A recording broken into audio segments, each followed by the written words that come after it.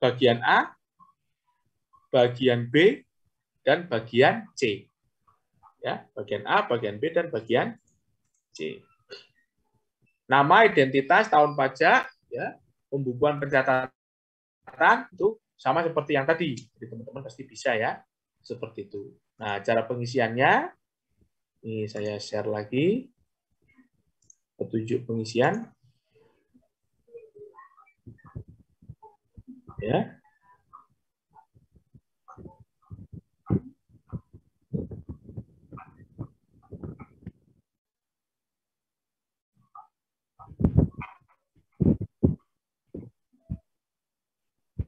Lampiran 3. Ya, lampiran 3. Bagian A itu untuk penghasilan yang dikenakan pajak final dan atau bersifat final. Daftarnya sudah ada tuh macam-macam tuh. Mulai dari jenis penghasilan, ya, segala macam sudah ada.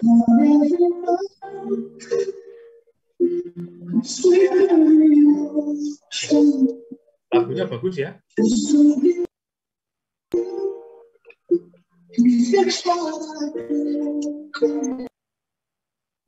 Kita nikmati.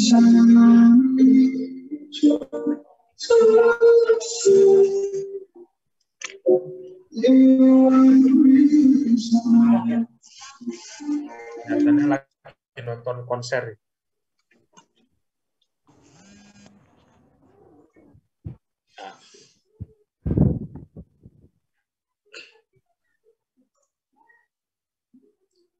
Ya, nah itu penghasilannya itu tadi sudah di apa namanya? Sudah ada daftarnya di kolom tersebut. Jadi teman-teman tinggal mengisikan. Dasar pengenaan pajaknya atau penghasilan brutonya itu adalah berapa penghasilan yang kita terima atau kita peroleh. Kalau teman-teman mendapat bukti potong, biasanya bukti potongnya itu sudah ada di situ. Berapa bukti potong? Seperti itu. Kemudian tinggal diisikan, setelah itu adalah berapa pajak yang terutang. Petunjuk pengisiannya sih. Nah, ini nanti tadi. Nah, ini ya. Nah, jadi misalkan bunga deposito, ya. Bunga deposito misalkan dapat bunga deposito setahunnya 100 juta, misalnya. Nah, seperti ini, misalnya aja. Ya, kemudian berapa pajaknya yang sudah dipotong? Nah, itu biasanya di bukti potongnya udah ada itu. Misalnya dipotongnya kalau bunga deposito itu 20%. Berarti berapa? 20 juta. Nah, itu begitu. Begitu juga di bawahnya, ya. Begitu juga di bawahnya seterusnya. Nanti dijumlahkan di bagian bawah sendiri. Itu seperti itu. Itu seperti itu. Nah, itu untuk penghasilan yang bersifat final. Nah, teman-teman, untuk penghasilan yang bersifat final ini, ya, untuk sekarang ini juga selain yang tadi sudah daftar, itu ada penghasilan dari kegiatan usaha yang omsetnya di bawah 4,8 atau teman-teman sering apa namanya? Sering istilahkan dengan UMKM.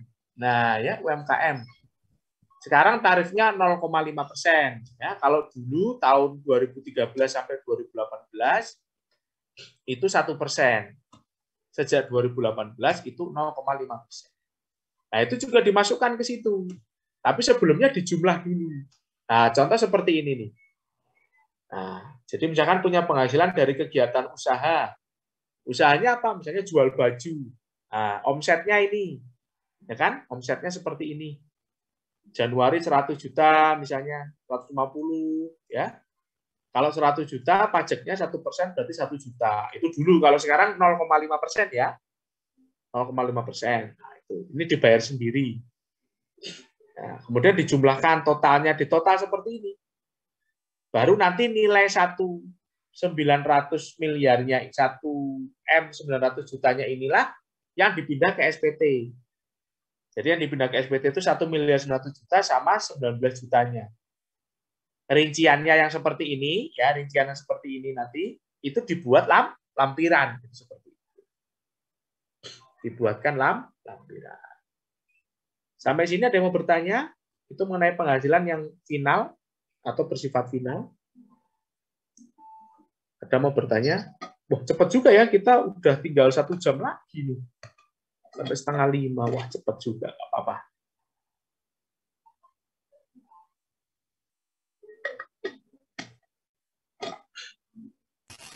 Teman-teman, kalau klaim asuransi itu masuknya itu ke yang lampiran kedua atau yang mana ya? Klaim asuransi. Klaim asuransi, oke.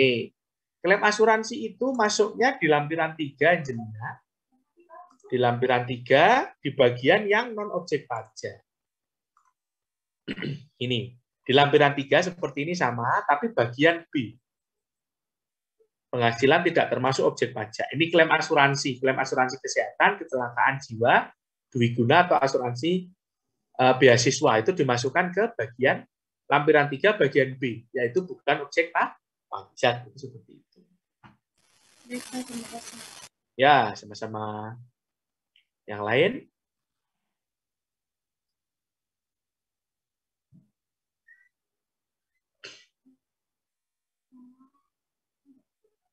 Oke.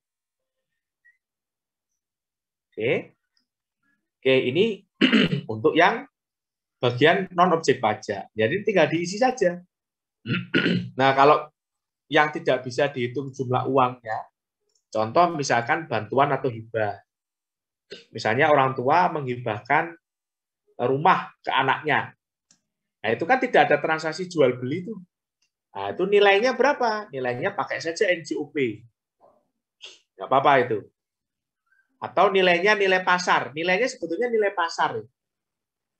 Nilai pasar. Kalau untuk kayak hibah atau itu sebetulnya nilai pasar. Jadi tahun diberikannya hibah itu atau tahun diterimanya warisan itu, kalau beli rumah seperti itu atau apa namanya? Atau mendapatkan hibah seperti itu nilainya berapa? Misalnya tahun 2020 mendapatkan hibah rumah. Ya. Nah, rumah itu kalau kita beli tahun 2020 berapa? Itu begitu. Itu juga boleh. Kan gitu. Nilai pasarnya kalau itu. Nah, nanti diisi 1 tidak perlu berubah lagi. Ya, kalau teman-teman bingung menentukannya, ya gampangannya NJOP aja, kan ada PBB-nya tuh.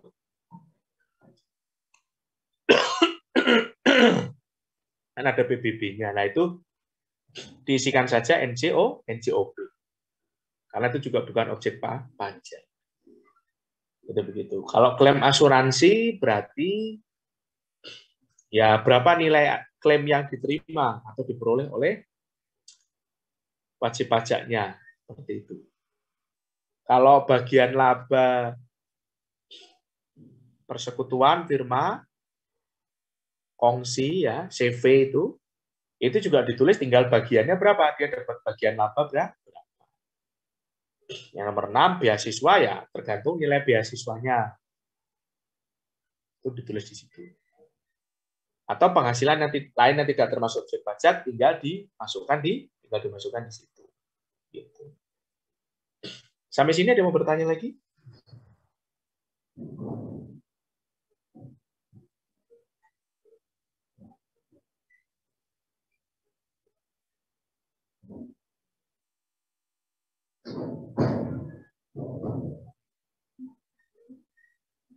Ada?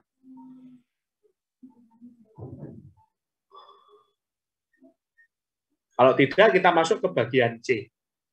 Bagian C itu adalah penghasilan suami atau istri yang dikenakan pajak secara terpisah. Nah, kolom ini sebetulnya diisi itu kalau NPWP suami dan NPWP istri berbeda. Ya.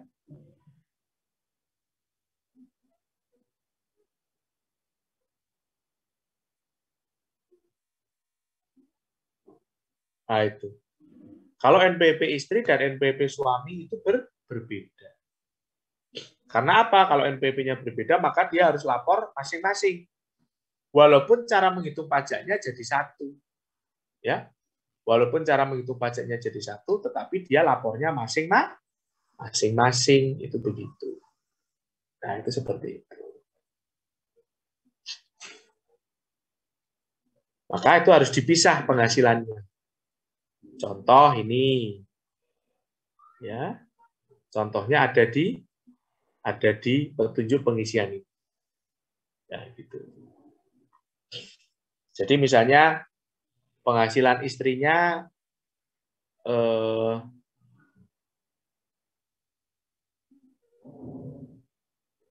misalnya penghasilan istrinya 130, penghasilan istrinya 130 juta. Ya kan? Ya, gitu. Kemudian penghasilan suaminya 195 juta. Nah, itu berarti nanti yang diisikan di situ di SPT-nya istri ya penghasilan suaminya diisikan di situ. Di SPT suami berarti nanti penghasilan istrinya yang neto tadi diisikan di situ. Itu bagian C. Tapi ini perhitungan ini belum saya ajarkan. Karena apa? Karena memang ini agak sedikit perlu perhatian ekstra ya, dengan kondisi kita yang waktunya juga terbatas, kemudian sarananya juga terbatas seperti ini. Jadi ini belum saya terangkan. Nah, nanti untuk contoh kasusnya adalah suami istri NPWP-nya sama, ya, suami istri tetapi NPWP-nya sama. Untuk yang NPWP-nya beda nanti belum saya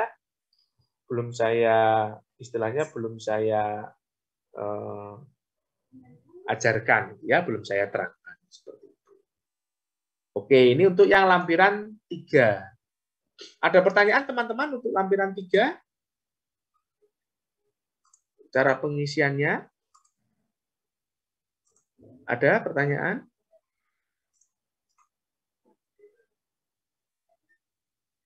Ada? Lampiran 3? Belum? Nah. Pak, ya. Kalau istri nggak ada NPWP gimana, Pak? Ya, kalau istri nggak ada NPWP itu berarti suami dan istri NPWP-nya jadi satu ya. Jadi satu. Itu berarti lapornya nanti pakai, kalau istrinya punya penghasilan, nanti lapornya tetap pakai SPT suaminya. Berarti tadi yang bagian C ini, yang tadi saya jelaskan ini, ya ini tidak perlu diisi. Ini diisi hanya kalau NPWP suami dan istri itu berbeda. Itu bagian C. Itu begitu. Ada lagi?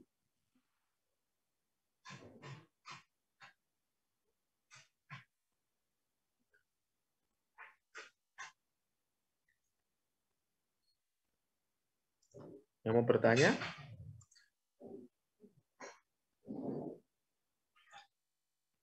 Ada? Kalau tidak ada, kita lanjutkan ke depan ya. Sekarang ke lampiran 2. Ya, identitas nama seperti biasa, tetap ditulis seperti biasa. Lampiran ini dimaksudkan untuk melaporkan daftar pemotongan atau pemungutan oleh pihak lain. Atau gampangnya, yaitu bukti potong yang kita miliki, kita terima atau kita peroleh di tahun 2020. Ya, itu dimasukkan semua ke situ, ke lampiran. Khusus untuk bukti potong 21, 22, 23, 24, 26 dan ditanggung pemerintah. Kalau bukti potong dan sifatnya bukan final ya. Bukti potong 21, 22, 23, 24, 26 ditanggung pemerintah dan tidak bersifat final. Kalau bukti potong selain pasal itu atau yang bersifat final, itu tidak boleh dilaporkan di sini, tetapi dilaporkan di lampiran 3 itu tadi. Nah, langsung jumlahnya di sini. Kalau ini khusus 21, 22, 23, 24, 26 DTP yang sifatnya tidak final. Teman-teman juga nggak perlu bingung ya, membedakan bukti potong final atau tidak itu gampang. Di bukti potongnya sudah ada tulisannya. Kalau tulisannya final, ya berarti itu bukti potong final, tidak boleh dimasukkan di sini. Tapi kalau tulisannya tidak final atau malah nggak ada tulisannya, ya berarti itu bukti potong biasa, bukti potong tidak final. Berarti dimasukkan di lampiran 2 ini. Seperti itu. Tata cara pengisiannya. Tata cara pengisiannya ada di sini. Nanti saya share juga ini ke teman-teman.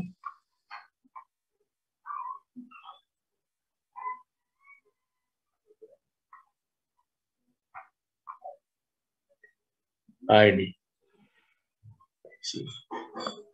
Ya. Itu. Nama pemotong atau pemungut pajak ya diisi sesuai nama pemotong atau pemungut. Kolom NPWP juga sesuai. Nomor bukti potong juga diisi sesuai nomor bukti potongnya. Tanggal bukti potong ya diisi sesuai dengan tanggal yang tercantum pada bukti potong. Nah, tapi formatnya sudah ditentukan ya. Nah, formatnya ditentukan seperti ini nih. Jadi jangan salah. Itu begitu. Jadi kalau tanggal 31 Desember 2020 berarti tulisnya gimana? 31 garis miring 12 garis miring 20. Itu begitu. Kalau 4 Februari 2021 berarti 04 garis miring 02 garis miring 21. Itu untuk penulisan tanggal. Nah, untuk jenis pajaknya, itu kan macam-macam ya. Ada bukti potong PPh pasal 21, 22, 23, dan seterusnya. Itu cukup diisi kalau PPh pasal 21 ya cukup ditulis 21, gitu aja. Kalau PPh pasal 22 cukup ditulis 22. Ini di petunjuk pengisiannya udah ada. Nah, itu seperti itu. 23 ya cukup ditulis 23. Nggak usah PPh pasal 23, nggak usah. Itu ditulis 21, 22, atau 23. Begitu. Nah, kemudian di kolom jumlahnya, ya jumlah yang dipotong atau dibungut. Di bukti potongnya sudah ada. Jumlah pajak yang dipotong, jumlah pajak yang dibungut, nah itu ada. Tinggal diisi jumlah. Itu seperti itu. Sampai sini ada yang mau bertanya?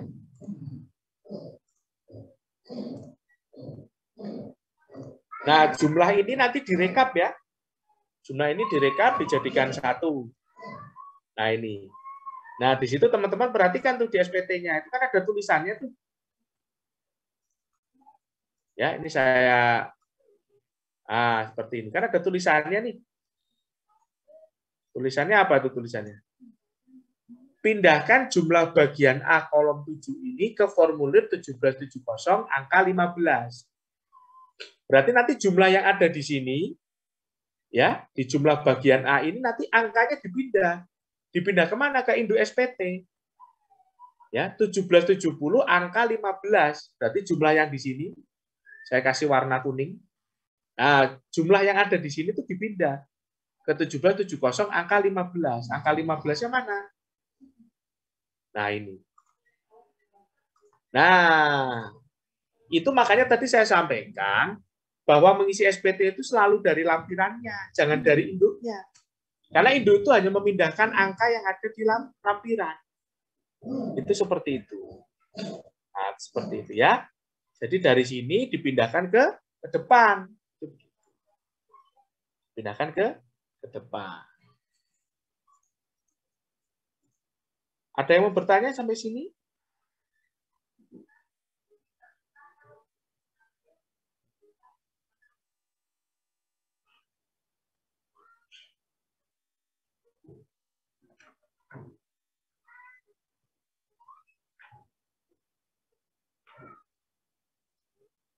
Ada?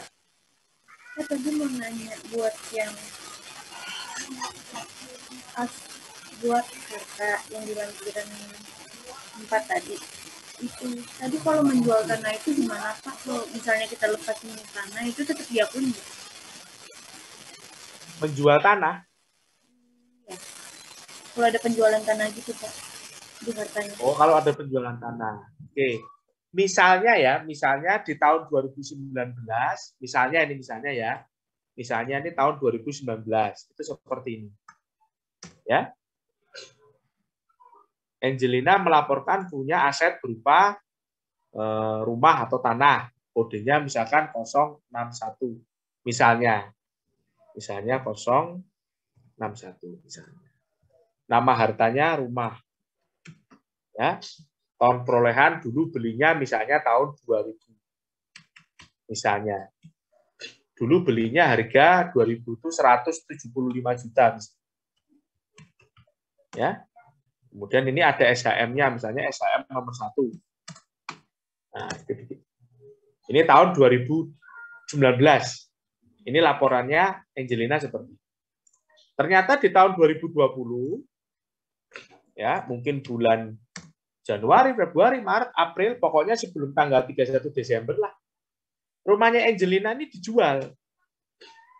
Dijual misalkan harganya laku 1 M, 1 miliar misalnya ya, misalnya. Dijual laku 1 miliar. Maka di SPT tahun 2020, rumah ini nanti hilang. Karena per 31 Desember sudah tidak ada, sudah dijual, maka dihapus.